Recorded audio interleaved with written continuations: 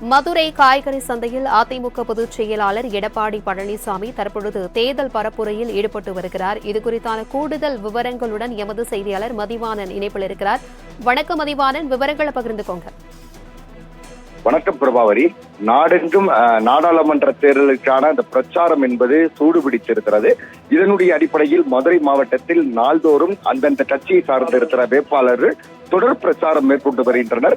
வேட்பாளர்களுடைய பிரச்சாரம் என்பது களை கட்டுவதற்கு அந்தந்த கட்சியினுடைய தலைவர்கள் மற்றும் முக்கிய பிரமுகர்கள், நடிகர்களை வரவழைத்து அந்த பிரச்சாரம் என்பது மேற்கொண்டு வருவது வாடிக்கையான வழக்கமான ஒன்று.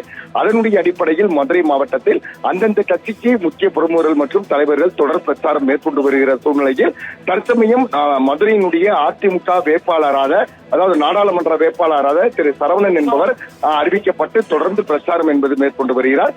அவர் பிரச்சாரம் ஆரம்பிக்கப்பட்டிருக்கிற அந்த சூழ்நிலையில் முதல் கிட்டத்தட்ட ஒரு வாரத்துக்கு முன்பாக அதிமுகவினுடைய பொதுச் செயலாளர் எடப்பாடி பழனிசாமி நேரில் வருகை தந்து அவருக்கான ஆதரவை கோரினார். தற்சமயம் இன்று மதுரை மாட்டுத்தாவணி சென்ட்ரல் மார்க்கெட் பகுதியில் அனைத்து பொதுமக்கள் மற்றும் வியாபாரிகளை சந்தித்து தங்களுடைய கட்சியினுடைய கொள்கைகள் மற்றும் கோட்பாடுகளை எடுத்துக் கூறி தற்போதைய அரசினுடைய நிலை என்ன, நாங்கள் எங்களது நாடாளுமன்ற வேட்பாளராக களமிறக்கப்பட்டிருக்கிற சரவணனை வெற்றி பெற செய்கிற பட்சத்தில் இந்த மதுரைக்கு என்னென்ன விதமான வளர்ச்சி திட்டங்களை அவர் கொண்டு வந்து தருவார் போன்ற பல்வேறு விஷயங்களை வியாபாரிகளோடு எடுத்துக் கூறுவதோடு மட்டுமல்லாமல், அதே போல நான் ஒரு விவசாயி, இன்றைய பொழுது கத்தரிக்காயினுடைய விலை மற்றும் முட்டைகோஸ் போன்ற விலைகள் எவ்வாறு இருக்கிறது, விலையேற்றத்துக்கு காரணம் நாங்கள் அல்ல, நாங்கள் இருக்கிற பொழுது மிக விலையேற்றம் என்பதை கட்டுப்படுத்துகிறோம். ஆனால் தற்சமயம் இந்த அரசியல் விலையேற்றம் என்பது அதிகமாக இருக்கிறது. அதே காரணத்தினால் வியாபாரிகள் மற்றும் பொதுமக்கள் கண்டிப்பாக அதிமுகவிற்கு வாக்களிக்க வேண்டும், எங்களுடைய வேட்பாளர் சரவணனை வெற்றி பெற செய்ய வேண்டும் என்று கூறி தொடர்ந்து நடந்தே சென்று அனைத்து வியாபாரி மக்களையும் நேரடியாக சந்தித்து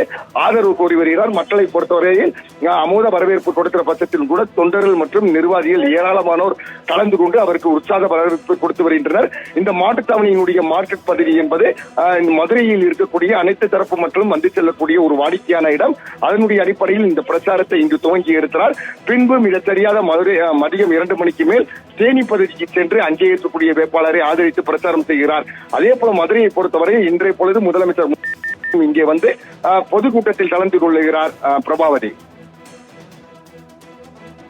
தகவல்களுக்கு நன்றி மதிவாணன்.